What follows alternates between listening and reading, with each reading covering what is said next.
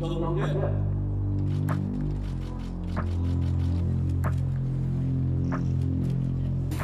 대한민국을 지켜내기 위해서 첫 번째는 지금 우리 국정을 안정시키는 거겠죠. 우리나라를 제대로 이끌어갈 수 있는 유일한 세력이라고 생각을 하는 우리 국민의 힘을 또 화합하고 또 단결시켜서 또 쇄신하고.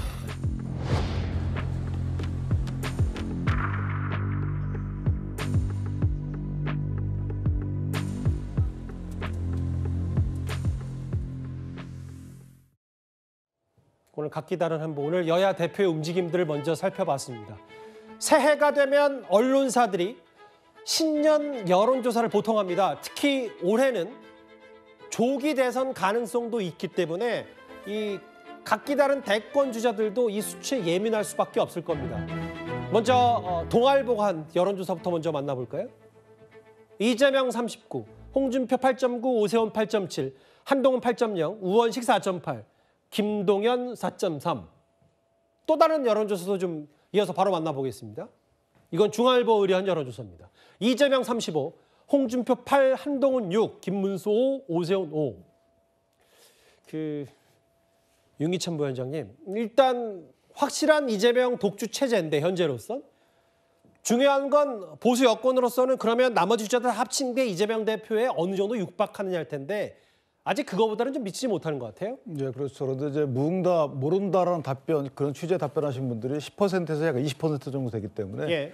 지금은 민주당, 그러니까 진보 진영에서는 이재명 대표의 독주인 것 같고 저 부분은 민주당 내에서 이견이 없을 것 같아요. 다만 이제 우원식 국회의장이 등장했다는 부분은 앞으로 지각 변동에 어떤 역할을 할지가 일단 관전 포인트인 것 같고 진보 진영의 경우에는 다 비슷하신 분들이 한 서너 분 계신데 사실은 지금은 큰 의미는 없어요. 오히려 저런 비슷하지만 이재명 대표에 비할 때 많이 떨어진 저런 그 지지율의 추이가 실제로 당의 분열을 갖고 올 수 있는 단초가 될 여지가 없잖아 있거든요. 그렇다면 당의 분열을 막는 것이 일단 국내심의 제일 순위다. 이것에 대한 입증 데이터라고 저는 개인적으로 보고 예. 저 수치는 지금은 큰 문제가 없습니다. 왜냐하면 탄핵 국면이고 또는 대통령이 수사를 받고 있는 국면이기 때문에 저 지지율보다는 지금 저 지지율을 통해서 누가 누구를 배척하는 식의 어떤 정치적인 내부 공격보다는 당의 단합을 통해서 당을 지키는 것이 나중에 19대 대선과 같은 그때도 보면 문재인 대통령이 41%를 얻으셨고 홍준표 대표가 24%, 안철수 후보가 물론 안철수 후보가 국민의당이었지만 21%, 예. 유승민 당시 후보가 7% 얻었거든요. 그런 단순 지지율 비교를 해보면 어쨌든 지금은 알겠습니다. 국민적 지지를 쇄신을 통해서 얻어가기보다는 당의 단합을 통해서 당을 지키는 것이 우선시돼야 되는 것이 아닌가라는 것을 보여주는 데이터다 이렇게 생각합니다. 근데 김진욱 대변인 이런 거잖아요. 보수 여권에서 물론 지금 시국이 여당에 좋지 않지만 그래도 희망을 갖는 게 예를 들면 이재명 대표의 독주 체제이긴 한데 30%만 갖고 대통령이 될 수는 없으니 그만큼 이재명 대표 입장에서도 확장성이 떨어지는 건 아니냐 이런 분석은 어떻게 여권 입장에서 받아들이세요? 지금 여권에서는 그런 평가를 하고 싶어 할 겁니다. 지난 2017년 대선에서도 문재인 대통령이 탄핵 국면에서 50%를 넘게 획득하고 당선된 상황이 아니었습니다. 그렇기 때문에 지금의 이재명 대표의 거의 40%에 육박하는 저 정도 수준이면 충분히 당선 가능성이라는 부분에 있어서는 높다고 평가되고요. 지금 여기서 눈여겨봐야 될 건 이재명 대표의 독주가 아니라 지금 국민의힘 여권의 인사들이 동아일보 기준으로만 봐도 홍준표 8.9, 오세훈 8.7, 한동훈 8.0 아닙니까?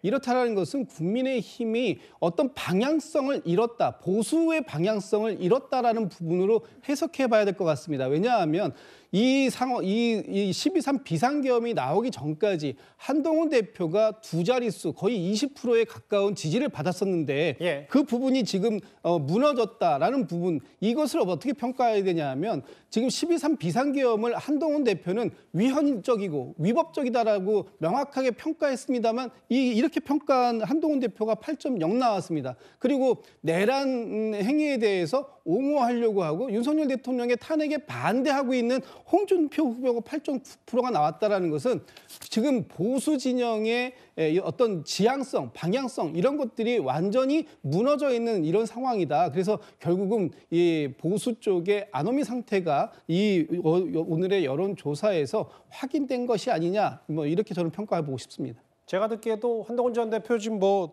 책도 읽고 음악도 듣고 뭐 못다 했던 가족과 시간 갖는 걸로 알려졌는데 그러게요. 김진욱 대변인 말처럼 두 자릿수도 되는 후보가 없다.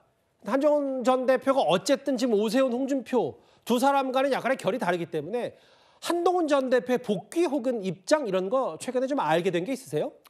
저도 그 당대표 사퇴하고 나서는 조용히 시간을 보내는 거 알고 있고요. 오늘 신년이기 때문에 저도 오랜만에 소통을 한번 했습니다.